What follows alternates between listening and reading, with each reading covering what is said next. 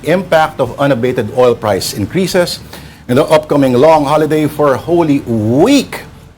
So expect live reports later from Julie Baiza, who's covering Malacanang.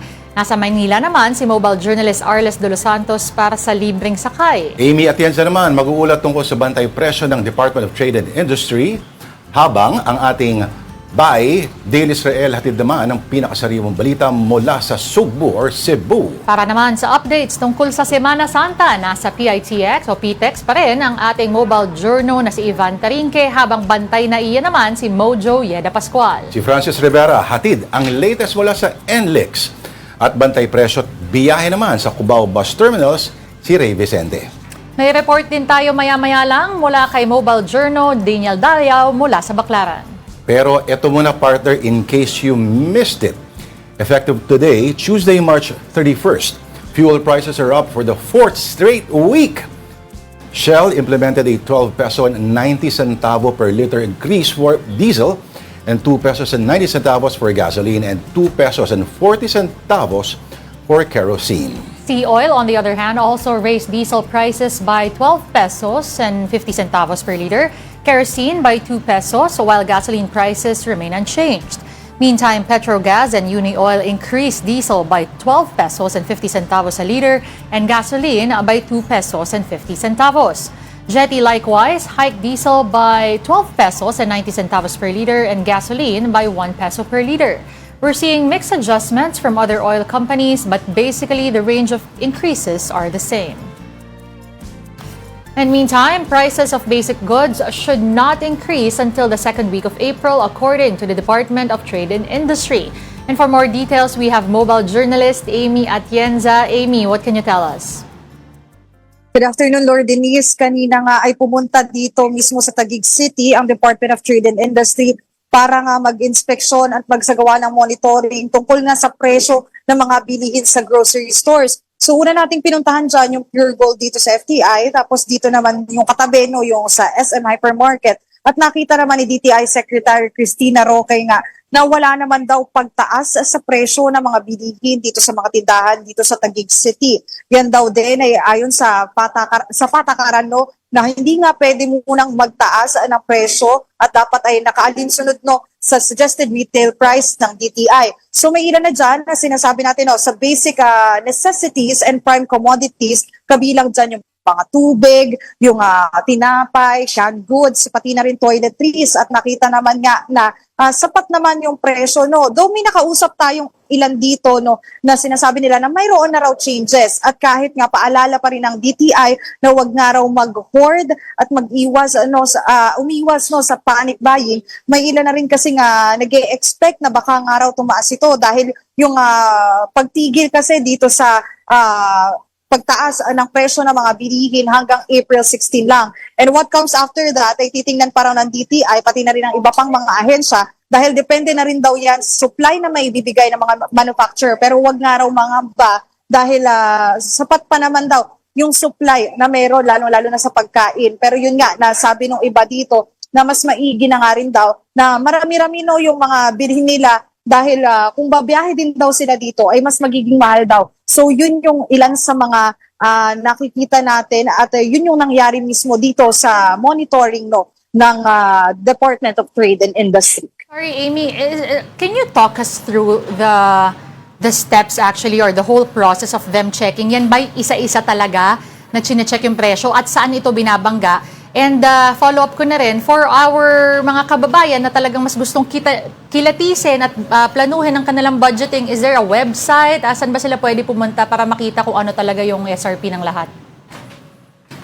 Well, dun sa monitoring muna, no, Denise, actually ang tiningnan lang talaga dito ni DTI Secretary yung talagang common na binibili ng mga tao. So umikot siya from the canned goods, tapos dun sa mga tinapay, dahil doon sa listahan din ng basic necessities and prime commodities, nasa around 200 kasi na products yan. So hindi na totally hinimay-himay, pero chinek pa rin naman yung mga prices talaga. So may ilan lang, tulad ng mga canned goods nga, na parang umabot sa tamang presyo naman. May ilan din na nakita si DTI Secretary Roque na mas mababa pa yung presyo doon sa suggested retail price. So yan yung nakita dito mismo sa monitoring, no. Pero meron din silang paalala, no, doon naman sa dito nga sa supply din at sa pagkausap nila sa mga manufacturer na yun nga, sapat pa naman daw. And technically, para naman dito sa ating mga consumers, meron naman daw website at saka social media accounts ang Department of Trade and Industry kung saan makikita nila mismo lahat ng lista ng basic necessities and prime commodities at yung suggested retail price nila. So if in case lang din, no, Denise, na may makita rin sila na mas mataas sa suggested retail price, pwede naman daw silang magreklamo mismo sa DTI. Meron ding contact sa kanilang social media accounts para nga makita nila kung ano nga ba yung penalties na maibibigay nila sa mga tindahan na magtataas agad ng presyo after ng April 16. All right, thank you very much. Again, that was our mobile journalist, Amy Atienza.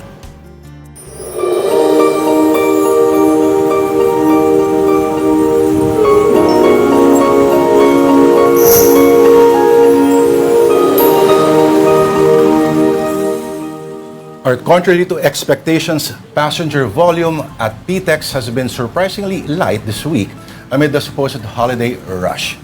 And to talk about it is our mobile journalist, Evan Tarinque. Evan, magandang hapon sa'yo. Pops Lord, Denise, no? Sa mga oras nga nito, no? Kung ikukumpara naman natin sa kahapon, di hamak na mas makapal yung mga pasahero ngayong araw dito sa Parañaque Integrated Terminal Exchange o PTEX, no? Kanina inikot natin yung ilang mga gates dito sa loob ng terminal at mas kapansin-pansin talaga na mas makapal yung volume ng mga tao ngayong araw. Dito nga sa likuran ko, pakita lang natin konti, no? Ito yung entrance na dito tayo nakatayo sa entrance, makikita natin kahit paano, mas makapal or madami na yung mga pasahero pumapasok dito, no? Pero kanina, doon sa pinaka-latest na nakuha nating update, yung bilang ng pasahero, almost 100,000 na yung bilang ng pasahero dito as of 1 p.m., no? Pero kanina, habang nag-iikot tayo dito, no, nakausap natin yung isa sa terminal official at yun nga, no, kinumpirma sa atin na merong tatlong mga bus drivers na nagpositibo naman sa illegal drugs, no? Kaya naman sa kanila kinumpiska muna kagad yung kanilang mga lisensya at hindi muna silang pinamayaan na makabiyahe ngayon. Pero sa ilalim pa muna ang mga driver na ito sa isa pang confirmatory test para masiguro nga na talagang positive sila doon. Pero kasabay niyan, Pops Lord Denise, kagabi, no, naglabas na rin ng show cause order yung LTFRB laban nga dito sa 8 mga bus companies na nakitaan ng pagtaas ng presyo ng pamasahe kahit na walang fare hike na effective sa ngayon, no? Kaya naman binibigyan sila ng 10 days para makasagot at kung hindi man, possible na makancel yung kanilang Certificate of Public Convenience, no? So may ibig sabihin, mahihirapan o halos baka hindi na makapag-operate yung mga bus companies na ito pag nasuspinde ito. Pero sa ngayon, Pops Lord Denise, so far maayos pa naman yung daloy ng pasahero dito sa loob ng terminal at kahit pa paano, makakabili ka pa naman kagad ng mga ticket kahit mag-walk-in ka. Pops Lord Denise? Evan, anong biyahe yung paulit-ulit? Anong biyahe ulit yung taas ng pamasahe at magkano tinaas? At ito bang operator nito nakatanggap din ng 10,000 ayuda dati? Alam mo, Pops Lord, no, ayon doon sa pag-imbestiga ng terminal officials, talagang mabiyaheng Bicol region. Yung talagang nakitaan ng mga bus companies na talagang nanaga doon sa mga pasahero dito, no. Kahapon nga nakausap natin yung ilang mga pasaherong nakaranas nga neto, no. Dati kasi nasa 1,100 pesos lang yung binabayaran nila, no. And ngayon umabot daw sa 1,700 pesos yan. So nasa 600 pesos yung itinaas, no. Yung ibang pasahero naman, Pops Lord, kahit naka-advance booking na sila, pagdating daw doon sa counter, siningil pa sila ng additional na bayad, no. So hindi rin nakaligtas kahit yung mga naka-online booking na, yung naka-advance booking na. Pero ngayon, since yun nga, naglabas na ng show cause order itong LTO at pinagpapaliwanag nga yung mga bus companies na ito kung bakit hindi sila dapat bigyan or patawan ng parusa. Baka may rational naman sila doon, Evan. Baka may bagong DVD player. Ganon. Diba? May bago sila, tawag doon, mga seats. For the passengers. For the passenger. Pero, sorry, idagdag ko lang, Ivan, yung mga pasahero na bumili ng mas mahal na ticket kahit na wala pang ang go signal, will they be compensated as well? Pwede ba bang nilang mabawi yung pera nila? Yes, Denise, yan yung inaantay natin, no? Kung paano masusolusyonan nga yung ito, no? Dahil yun nga, bawal nga magtaas ng pamasahe, pero yung iba kasing pasahero, no choice daw sila, no? Dalawa na kasi yung choice nila. Kung hindi i-refund yung pamasahe na binayaran nila, pero hindi sila makakabiyahe. Or bayaran na lang nila itong additional na 600 pesos, masakit man o mabigat man sa bulsa, at least naman daw, makakauwi sila sa kanilang mga pamilya. So yun yung winay-in ng mga pasahero natin, no, na makakauwi o hindi. So yung iba, binaliwala na lang yung taas pasahe na ito para lang daw makauwi sa kanilang mga probinsya. Pero so far, sa ngayon, no, inaantay pa natin kung paano yung magiging kung yung siste doon sa mga napa-overpriced na bayad, kung may babalik ba sa kanila o hindi na. Denise? Alright, maraming salamat sa ating Mojo, Evan Tarinque, reporting to us live from the Parañaque Integrated Terminal Exchange. Lumipat naman tayo sa norte with our mobile journalist Francis Rivera reporting live from NLEX. Francis, ano ang lagay ng trapiko dyan sa NLEX at nag-umpisa na ba ang free towing service sa MPTC Tollways? Yes, Denise, nag-umpisa na nga yung mga servisyo ng MPTC, lalo na dun sa mga kapatid nating motorista na magkakaroon ng aberya, yung mga free towing ay ihahatid sila sa pinakamalapit na exit para naman maservisyohan. At actually, kumpara doon kanina yung pagdating natin ay may pagkapal na ng volume, no, doon sa mga sasakyan dito sa NLEX Balintawak Toll Plaza. So as you can see, Pops Lord and Denise, talagang kaninang umaga halos walang pila, tuloy-tuloy. Pero ngayon, nakakita na tayo ng mahahabang pila, no? At itong mga pilang ito, kadalasan, ito ay for cash lane, no? Kasi nagbukas sila ngayon ng 3 to 4 na cash lane para doon sa ating mga kapatid na magsisiuwian o luluwas ng Maynila. Pero doon naman sa kabilang banda, yung kung saan nga yung RFID lane, tuloy-tuloy naman yung daloy ng pila nila, no? At dito rin napansin din natin na halos dumami na nga rin. Papacheck ko sa inyo. Papakita natin medyo dumami na nga rin ulit yung mga nagpapakabit ng RFID. At actually kanina, Pops Lord and Denise, na kausap natin yung ilang mga motorista, no, na kung bakit or kung naging choice din nila na kahit mataas yung gasolina, gumamit pa rin sila ng sasakyan. At isa dun sa mga nakausap natin, una, marami silang dalang gamit. At may mga kasamang bata, yun yung mga naging consideration nila, bakit nagdala pa rin sila ng sasakyan. Kahit nga ganun, no? Kahit talagang pumalo ulit ngayong araw yung presyo ng mga petrolyo. Pero dito sa NLEX ay tuloy-tuloy at banayad pa rin naman, smooth. Pero dito lang talaga nagkakaroon ng pila sa mga cash lane. Oo. Upstore, Denise. Okay, marami nagpapakabit ng RFID. Kamo, binanggit mo may cash, nagbukas ng cash lane. Ang no, may isang booth dyan na para sa cash. Yes, Pops Lord. Okay. Actually, apat na lane nyo yung mga for cash lane. Kaya ini-encourage ng pamunuan ng NLEX na magpakabit na ng RFID para maging smooth ang kanilang biyahe. Kasi yung kinakabit nilang sticker ngayon ay unified.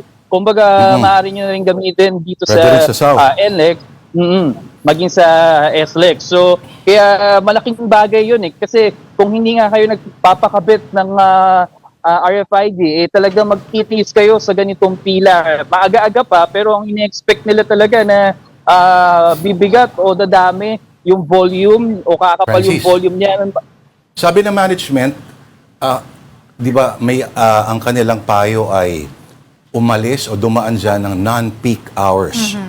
Ano ba yung inaasahan nila na talagang yung dagsa ay biglang papalo?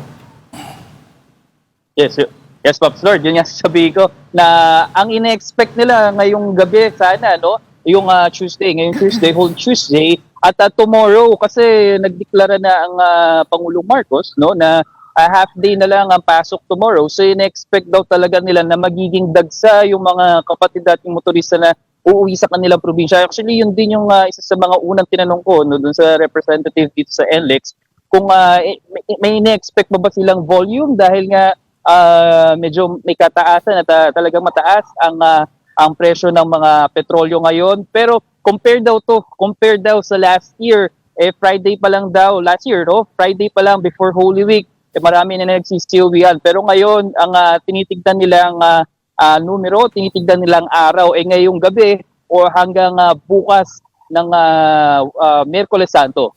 Pops Lord and Denise.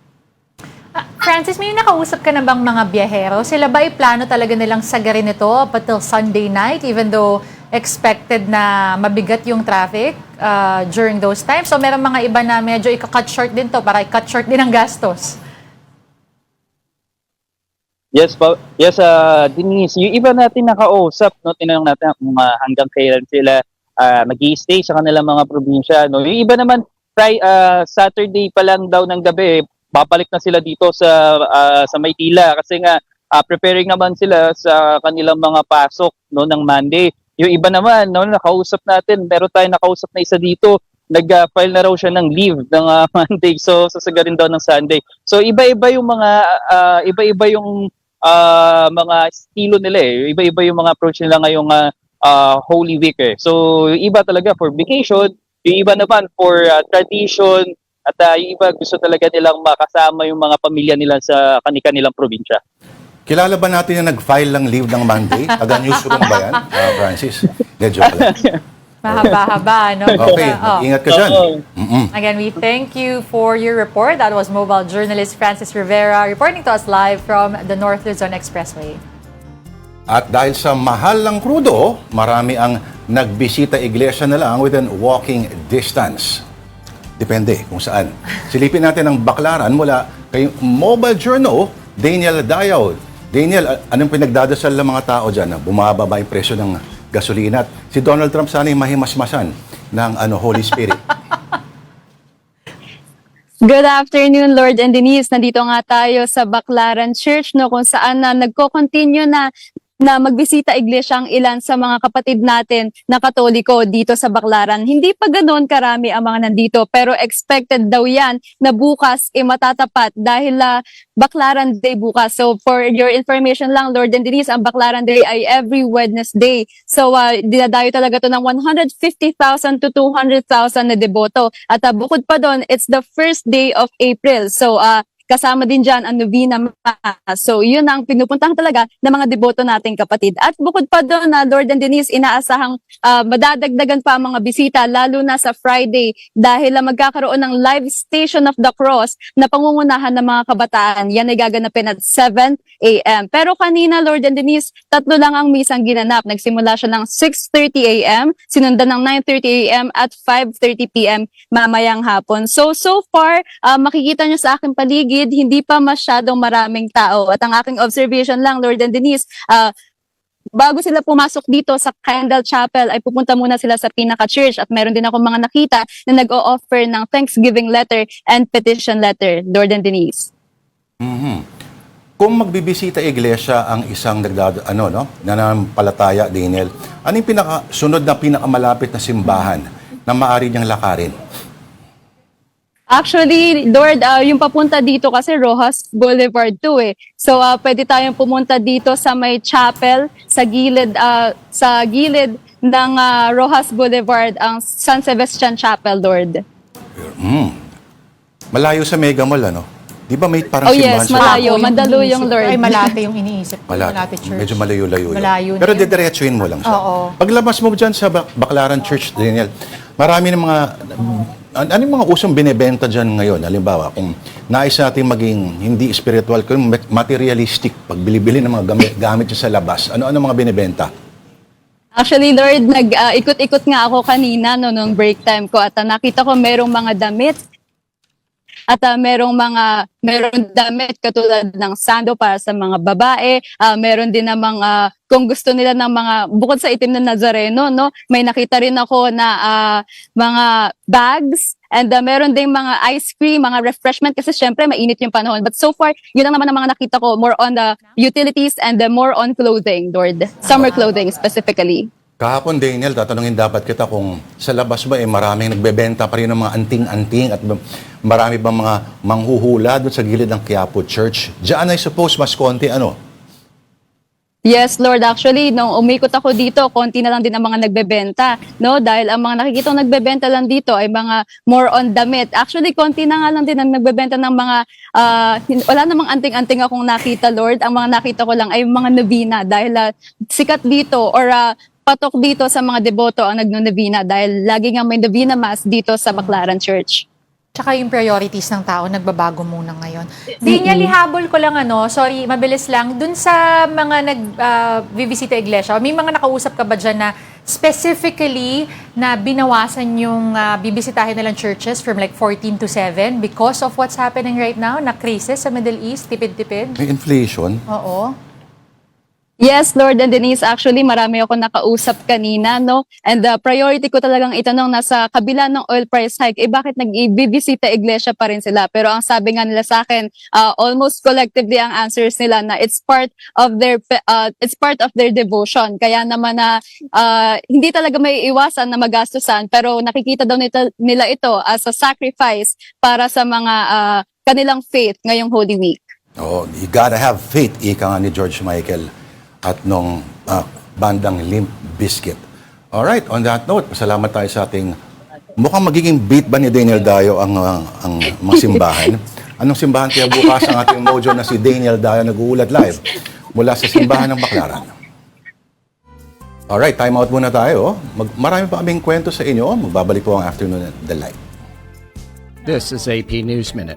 White House Press Secretary Carolyn Leavitt insisted Monday there has been no change in sanction policy for Cuba as a Russian tanker was allowed to deliver fuel to the island for the first time this year. Cuba prepared on Monday to receive the sanctioned Russian tanker carrying roughly 730,000 barrels of oil. Israel's parliament on Monday passed a law approving the death penalty for Palestinians convicted of murdering Israelis. The law makes the death penalty by hanging the default punishment for West Bank Palestinians convicted for nationalistic killings. NASA is poised to begin the countdown Monday for humanity's first launch to the moon in 53 years. The 32-story Space Launch System rocket is poised to blast off Wednesday evening with 4 astronauts for a flyby mission to the moon. And a Peruvian activist and her pet piglet are looking to bring attention to animal rights. Yajira Saavedra often gets looks from passers-by when she walks her pet piglet on a harness and leash.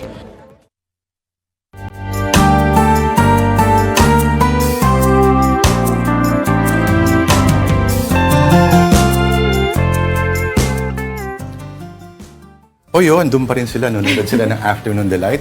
Siya po si Denise Tan. Siya naman po si Lourdes de Vera. Magandang hapon pong muli. Alright, the Philippines is ready to hold talks with the government of Iran. The move aims to ensure safe passage of the country's oil supplies through the Strait of Hormuz. For live updates from Malacanang, we go to mobile journalist Julie Baiza. Julie, okay, sino ang naatasan ni Pangulong Marcos na pumunta ng Iran? Alam mo ba, move dati ng father niya yan ng unang-unang oil crisis noong 1973, si Carlos P. Romulo pumunta na Saudi Arabia. Julie?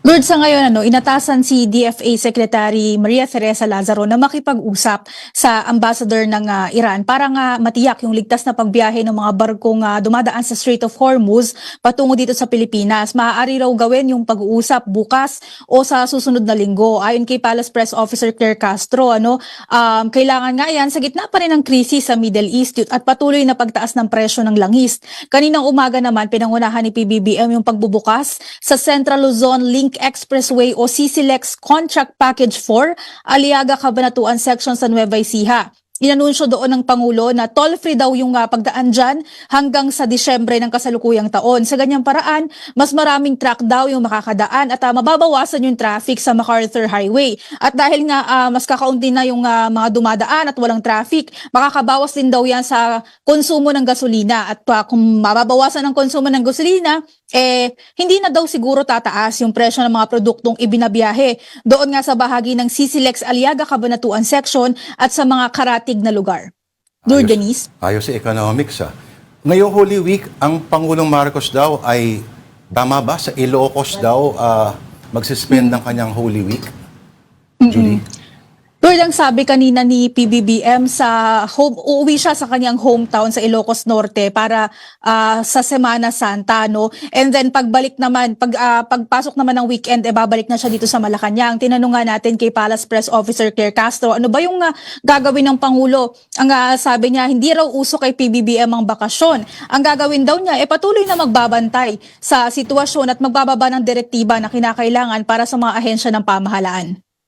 Julie, sa Hindi mga... uso bakasyon, ha? Oo. Pero maiba ako, Julie. Usapang presyo pa rin ng petrolyo, ano? Kasi, di ba, was it yesterday or the day before, sinabi merong shipment galing from Russia and then nagkaroon, I think, 140,000 barrels from Japan din. Oo.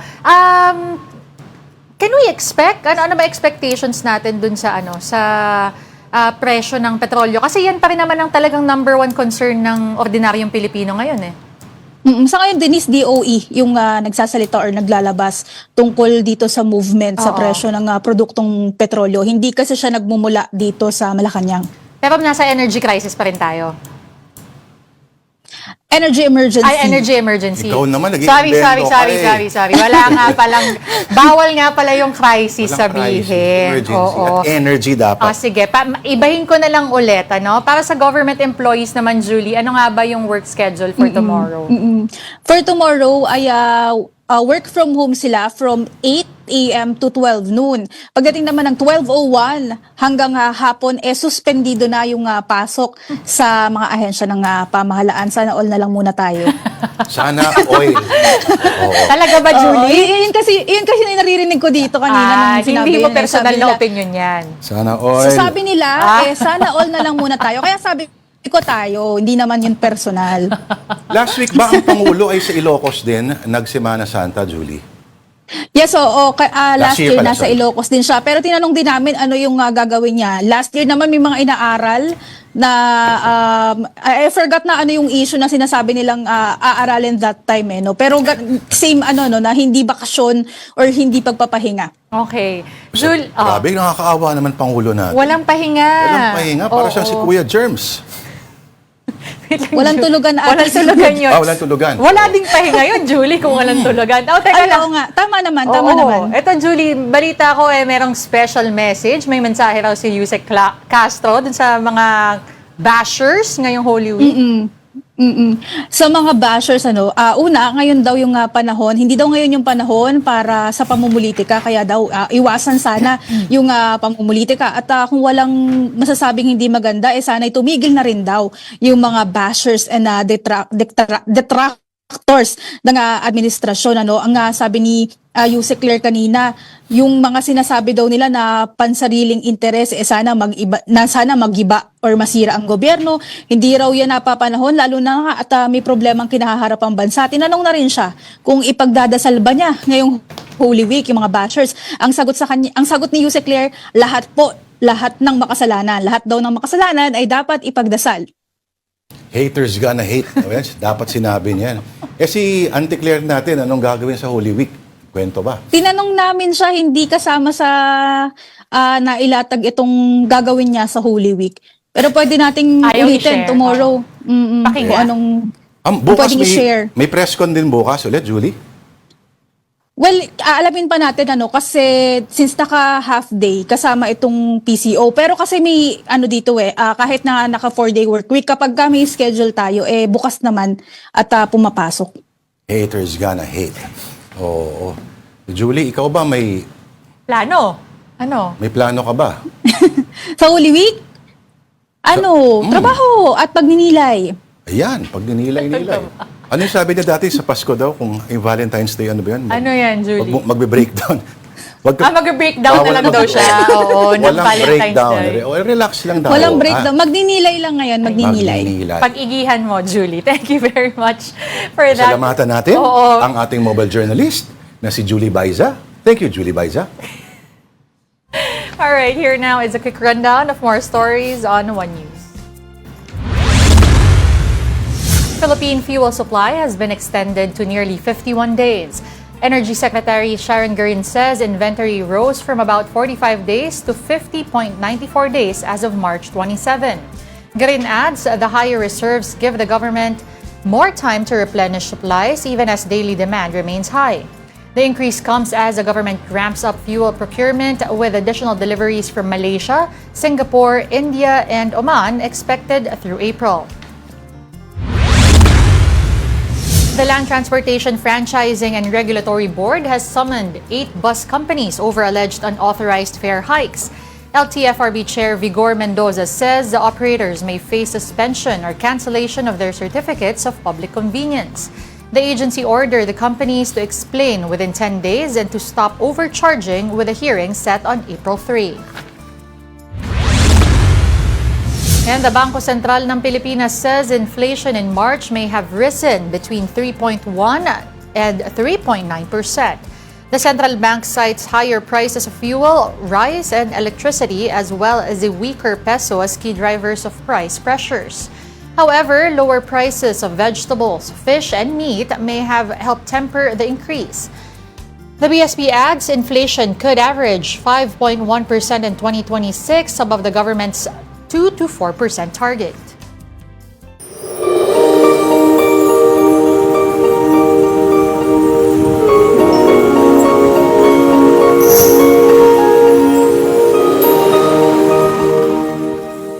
The country's jet fuel supply is still good for about 63 days. That's about 6.5 million liters. That's according to airline spokespersons. So does this mean no flight disruptions? Let's ask Mojo.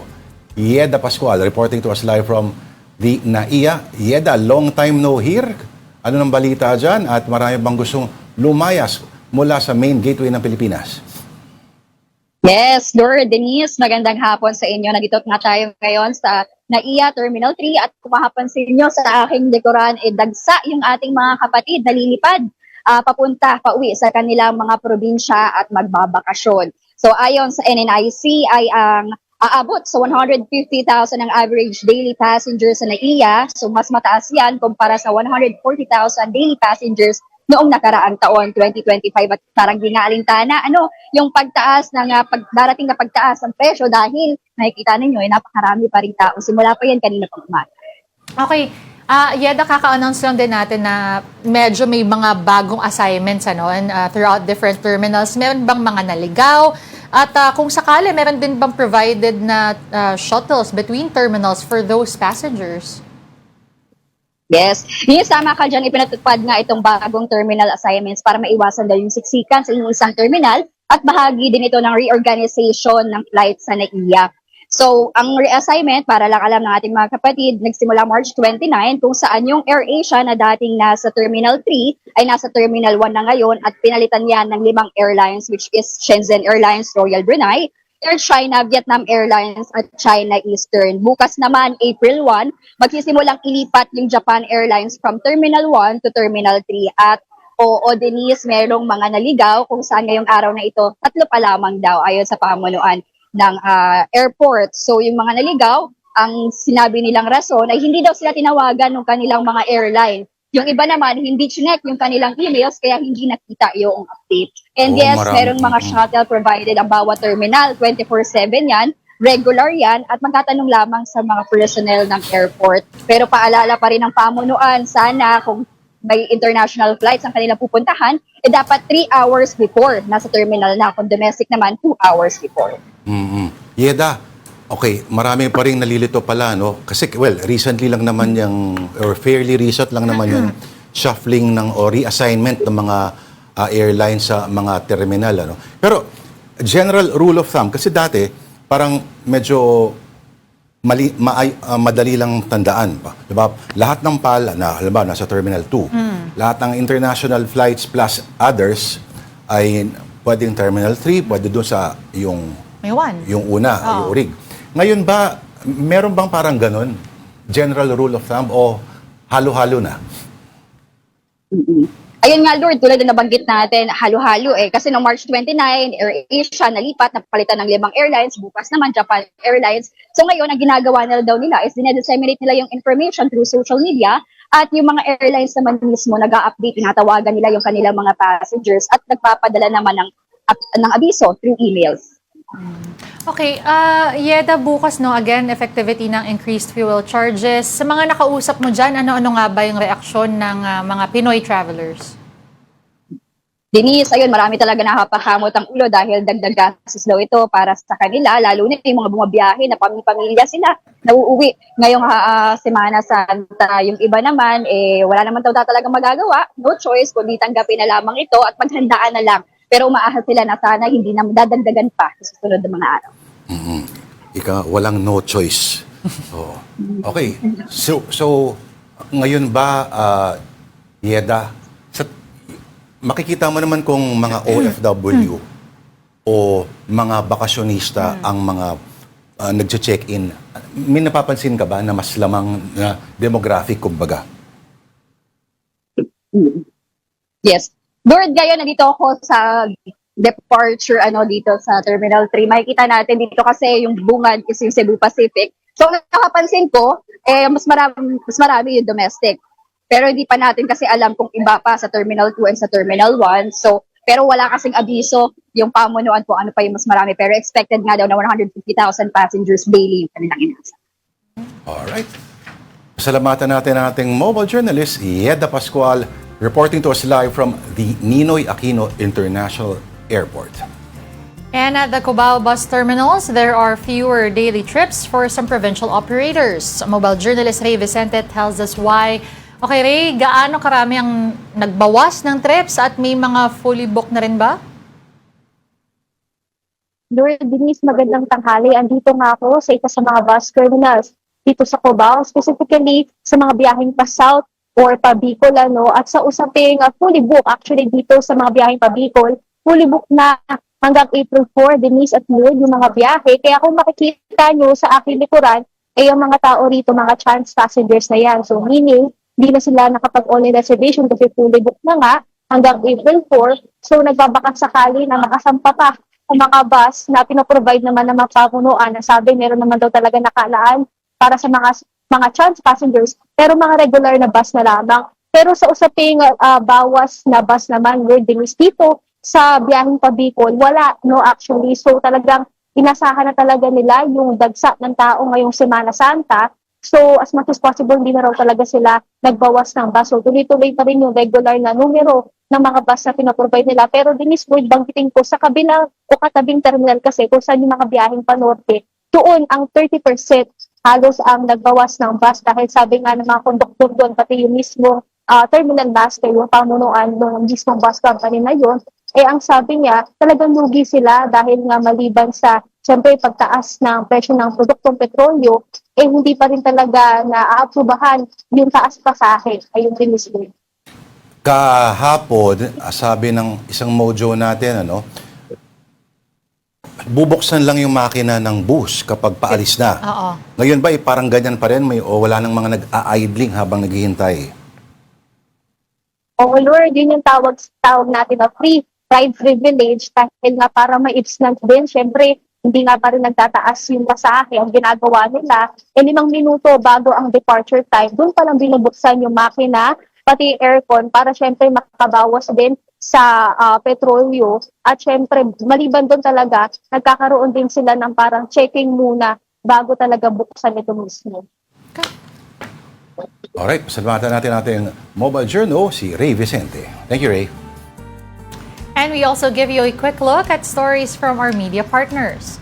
On the Philippine Star, LTFRB reports disbursing over 651 million pesos in fuel subsidies. This is for the first tranche of the aid program for public utility drivers and operators. Metro Manila got the biggest chunk of the relief fund worth over 181 million pesos.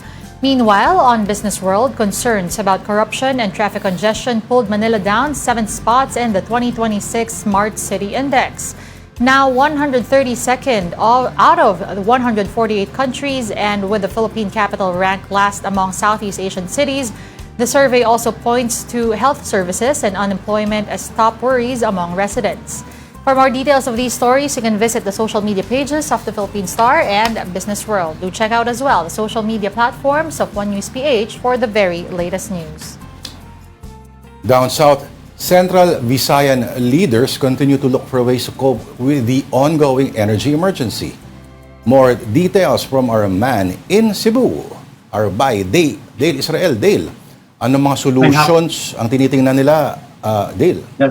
Yes, maayong hapon, Lord and Denise. We were at Mandaue City yesterday for the full council meeting of the Regional Development Council led by Cebu Governor Pamela Maricuatro. He's together with the officials in the region like Bohol Governor Iris Cementado and Cebu City Mayor Nestor Archival and Mandaue City Mayor Jonky Uwano. During the meeting, government economic planners presented a gloomy outlook for the country should the conflict in the Middle East persist. According to the Department of Economy, Planning and Development, inflation could surge up to high as 10% by 2026 under a worst-case scenario, and officials also warned of a possible drop in remittances from overseas Filipino workers if large-scale repatriation occurs. Losses are estimated to reach between 63 billion and 167 billion pesos, a development that could directly affect millions of Filipino families. Meanwhile, GDP growth may slow down to as low as 3.5%, while poverty incidence may rise to over 12%. These figures were presented by DepDev Central Office and that's Representative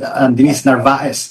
Here in Central Visayas, early impacts of the already being monitored, particularly in Cebu and Bohol. Inflation in the region may exceed 4%, adding to pressure on basic goods and services. Region 7 also recorded the highest inflation rate in the country in the first 2 months of the year, and this could go higher.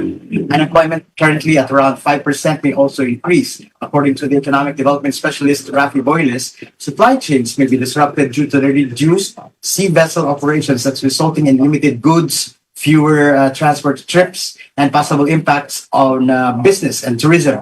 Local officials in Cebu are now pushing for financial assistance, while Mayor Nestor Archival is calling for preparations, including possible fuel rationing if conditions worsen.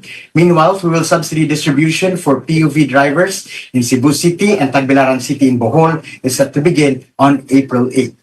And we also visited Barangay Pulang Bato yesterday to check the progress of this government socialized housing program known as the Pambansang Pabahay para sa Pilipino program, or 4PH. The project is aimed at middle-income families or the working class, many of whom are currently renting here in Cebu City. The 4-hectare site will feature 19 buildings with more than 3,000 housing units. This is still very much located in Cebu City, but in the northernmost mountainous area, so that is why mobile signals tend to drop in the area, but we hope that this will improve as soon as families come in to live. Building 1 is now nearing completion, and units are expected to be ready for occupancy within 3 months. The project is located in upland area with road improvements currently underway to improve access. Similar project is also being developed in Cordova near the Cebu-Cordova Link Expressway, or CC-LEX. Back to you, Lord and Denise. Okay na ba yung garbage problem dyan sa inyo, Dale? As of now, Lord, yung garbage problem, the same pa rin. But the city is actually pushing for more waste segregation here in the barangay levels. So, pero yung the garbage are still hold all the way to Aluginsan for now, kasi hindi pa rin nagbigay ng go signal yung DNR sa balik sa Binaling. Lord. Ay, nako. Sige. On that note, daghang salamat ang ating One News Cebu Desk, Dale Israel. Thanks, Dale. Again, this is Afternoon Delight on One News. We just need to pause for another break. We'll be right back.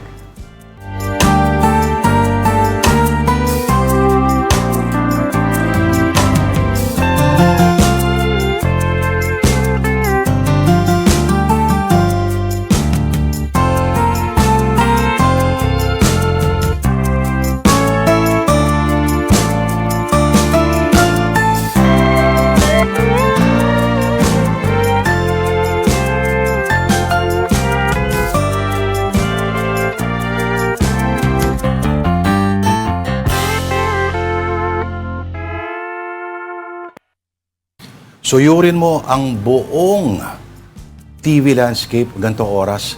Ito lang ang programa na merong galunggong at ginataang langka. Kami po ang Afternoon Delight. Thank you for staying with us. At ang delight of the day natin, partner, ay Yun na nga, pasok pa rin sa theme na handa sa pabasa. Yung isda, kanin, at ginataang langka. gutom na gutom naman yung mga nagpapabasa, yung mga nagbabasa yan. Full meal talaga. Full meal no? talaga. At Oo. bakit hindi? Pero ako, mahilig ako sa galunggong. Gusto ko to. Ano bang, style mo pag sa galunggong? Okay, so, talagang, Ilang kanin ka pala, una. kasi minahal ko to college ako. Okay. Tapos gustong-gusto ko siya, ang partner niya, itlog na pula with diced up tomatoes, tas konting onion, tapos minamash ko yung itlog na pula doon sa bowl ng kamatis also. Tas yun yung... So, medyo madaming kanin noong mga panahon na yon. Walang judgment dyan. Oo. Ito ang medyo hindi familiar. Hindi ako Yan. masyadong familiar. Durugin mo yung dito. sili para masarap. Talaga ba? Hindi maanghang yan eh. Oo, ano lang yung mga... Sige, Feeling titikman ko nga, ko. hindi pa niluto yung sili na yun eh. Parang nilagay lang eh, buo pa. Yan ang bagay talaga. Yan ang pang Friday Langka? na pang Friday talaga na pagkain. Titikman ko, sige. At hindi ako masyadong kumakain ng langka eh. Masarap yan. Sa mga vegetarians, lasahan mo ng maayos yung langka, hindi mo nahanapin ng meat. Di ba? Meron siyang... May anghang ah. Kasi kumuha ka doon sa katabi. Tama sarap! Alright. So here are some stories now on social media. On One News, point-to-point carpooling in Metro Manila is being considered. Oh, bakit nga naman hindi? Kung pareho lang naman kayo ng pupuntahan, di ba? Pero sabi nila, dapat daw planchado yung implementation na to kasi nga they can register their vehicle pero hindi sila pwedeng kumuha ng mga random na pasahero. Kumbaga dapat yung mga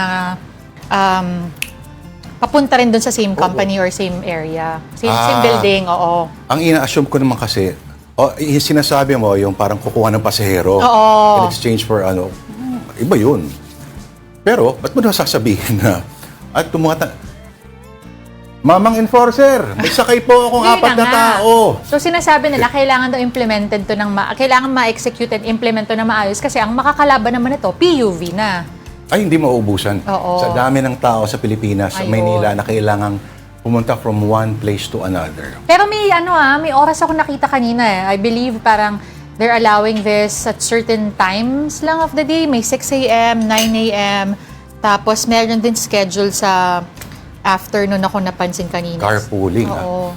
Sa mga office, di ba? Kung pareho lang naman kayo ng direksyon. Oo. Kumbaga, pitch in. Yes. Tapos, huwag na kayong mga hold up pag hindi ninyo kilala yung mga sasakay sa inyo, ha? O sa mga hold up, baka, may isang danger kasi dyan, di ba? Yung rise, halimbawa, ng crimes against property. Sa mga panahon na nangangailangan ng marami. Oo. So, kung magkakakilala rin lang naman, isa lang ang, di ba? Isa lang ilakad din, no? Isang sasakyan na lang. Ito naman, itong isang pinag-uusapan natin nung kahapon nga lang to, no? Philippine Star Via Life, the driver involved in gas and run incident in Quezon City apprehended to be charged with estafa. Actually, na-track down nila yung may-ari. I believe taga Caloocan yung may-ari ng sasakyan. Pero nang na-track down siya, sinabi niya na nabenta niya na daw yung kotse. Tapos hindi daw siya yung driver. Wow! Oo. Pero yun nga, yung driver daw mismo ay, syempre, meron namang records yan, kung kanino ka nagbebenta ng sasakyan, ay charge nga daw ng estafa. Yung gas daw na nakuha, I believe is parang around 5,000 pesos. Oo. 5,196 to be exact. Parang AUV yata yun eh. No? Tama ba? Ang bilis, binihenta agad. Na-identify na rin naman daw yung driver, so kakasuhan na nga nila. No, hindi naman kasi talaga pwedeng palagpasin yung mga ganyang insidente, lalo na ngayon na lahat talaga ay nahihirapan sa presyo ng fuel. Alam mo yung term na paihi? Yung paihi sa gasolina? Ano yun? Ang ganda, may ganung parusa sa ugna. Hindi ko alam yun eh. Kala nyo tapos na kami? Tapos na ba tayo? Hindi pa. Hindi pa. Oo, syempre we're saving the best for last kasi balita namin, pumasada raw si mobile journalist Arles de los Santos ngayong huling araw ng Marso. Arles, okay, nasan ka nga ba ngayon at kamusta yung libreng sakay?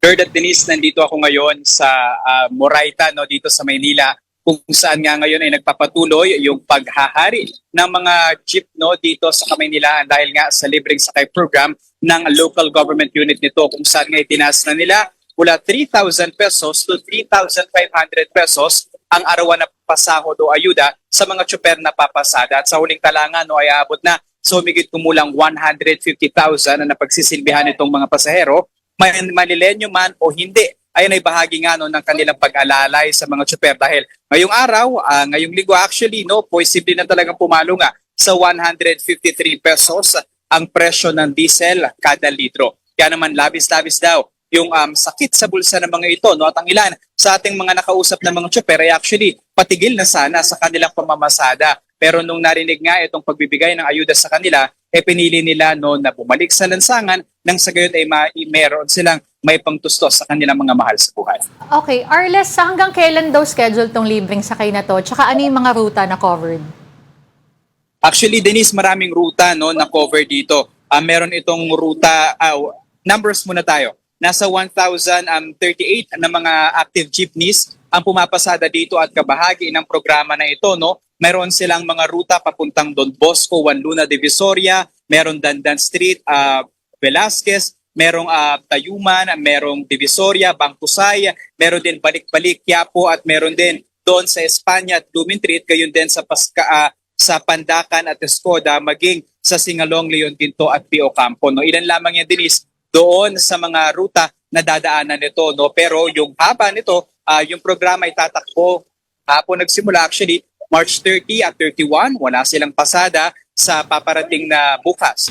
April 1, 2, and 3. And then magre-resume sila sa April 6 to 8. At abangan natin kung ma-extend pa nga ba itong programa na libreng sakay ng Maynila. Though pinapanawagan ng Manibela na ipatupad ito nationwide para daw makatulong sa ating mga tsuper lalo pa ngayon at tapos na ang klase at kakaunti na o mababawasan nga ang mga pasahero sa jeep araw-araw. Ano yung identifying marks, Arles, para malaman na, ito yung libreng sakay? Actually, Lord, dito lang sa magkabilang kalsada kung nasan tayo ngayon, kung makikita ninyo yung tarpaulin na yan na maliit, ayan yung senyales or yung sign, yung pinaka-tarpaulin na pwede talagang sakyan, And to give you a brief explainer pa tungkol dito, actually, may usong tawag ngayon, yung tinatawag natin passenger princess, Ayan yung nandito sa harapan, yung katabi ng mga jeepney driver, Hindi na pwede na sumakay dyan yung mga pasahero ngayon dahil meron silang kasama na Manila Traffic and Parking Bureau or yung staff ng MTPB na sasama sa bawat ikot ng kanilang ruta. Doon ay manually na inililista kung ilan yung mga pasaherong sumasakay, talagang binibilang nila real time at binabantayan din yung mga tsuper na syempre sumunod nga sa paggamit ng pagsulit doon sa krudo na ibinibigay sa kanila. Yung iba, nasa 6 a.m. pa lamang pumapasada na and then 4 p.m. mamaya or 6 p.m. inaasahan nga nagagarahe na sila. So ito, actually, isa ito sa mga may pinakamararami na linya or group, mga unit na papasada, parang 90 yung tingin natin sa listahan. Kaya ito, mula dito, mag-U-turn sila sa ating likuran and then dito, another set of jeepneys at isa lamang ito doon sa mga available routes dito sa Maynila. Lord, Arles, point to point siya? Hindi, Lord. Actually, yung mga joda lang na tinatawag natin, meron lang kasi silang kung saan yung kanilang baluarte. So for example, ito, yung kanilang ruta ay Divisoria, Moray, Gastambide, iikot lang sila. And then pagdating doon sa Divisoria, babalik na sila dito sa kahabaan ng Morayta and then iikot na sila ulit. Ganun lang yung sistema dito. And then yung mga bumabiyahe naman sa Quiapo, yung papuntang Paco, doon din, meron din kanya-kanyang mga istasyon kung saan nga yung partner dito ng local government unit ng Maynila ay yung mga jeepney operators and drivers association na mismo. At makukuha nila yung pera bawat pagkatapos ng kanilang biyahe sa bawat araw. Ito, ang last question, Arles, pang Catholic Mass Media Awards. Galing kay Denise Tan. Hindi, sasabihin ko lang siguro madaming natuwa sa move ni Mayor, Arles. Pero bago mo sagutin yan, ipakita muna natin yung kanyang mga dance moves sa Good Morning Kapatid. Yorme, bilang dancing traffic dito po ng TV5, hinihiling po ng mga kapatid natin, baka po pwede po may sample lang tayo. Sabayan nyo lang po ako gaya po ng iba namin. So, hawak mo ang beat lang, sir. Para lang masaya dahil celebration natin ito. May libre tayong pamasahe mula kay Yorme. Yorme, gaya lang po kayo. 1, 2, 3. Hawak mo ang beat, hawak mo ang beat. Dahil libre ang sakay dito ang jeepney. Yes, Yorme. Maraming pong salamat. Yorme, thank you po. Ayan. Yorme, maraming salamat. Nadali mo ako. Oo. Anong masasabi mo? I'm dying inside. Kinakabahan ako, ha? Kinakabahan ako. Huwag kang kabahan, Arla. Sige, ito na lang. Si Mayor Escuba, nandiyan ba ulit? At bukod dun nga sa libreng sakay, meron pa ba siya mga ibang programa o programa itong pamahalaan ng Maynila para naman maibsan yung hirap sa oil price hikes? Sa ngayon, Denise, hindi natin nakita dito sa kunasan tayo ngayon si Manila Mayor Misko Moreno, no, yung kanya announcement na dagdag 500 pesos para sa mga tsuper ay in-announce lamang, no, mula sa kanyang opisina, and then magi-start yung implementation nun ngayong araw. Abangan natin at tututukan kung magkakaroon pa nga ba ng ibang mga programa ang pamahalang lungsod ng Maynila para sa ating mga tsuper. Pero sa ngayon, labis nga raw ang pasasalamat ng mga driver dito at inaasahan nga, no, na ma-extend pa daw kung maaari para sa gayon makapagpatuloy sila sa kanilang araw-araw na buhay. Lord at Denise. Alright, mula Sandigan Bayan hanggang ICI hanggang Maynila, hawak ni Arles de los Santos ang beat. Thank you, Arles. And that will have to do it for us this last day of March. Thank you for watching Afternoon Delight. Ako po si Denise Tan. Dali niyo ako ron. Join us again tomorrow 2 p.m. Ako po si Lord De Vera. Kapatid, we are one news, all sides, all the time. Hawak niyo ang beat. Hawak namin ang Afternoon Delight.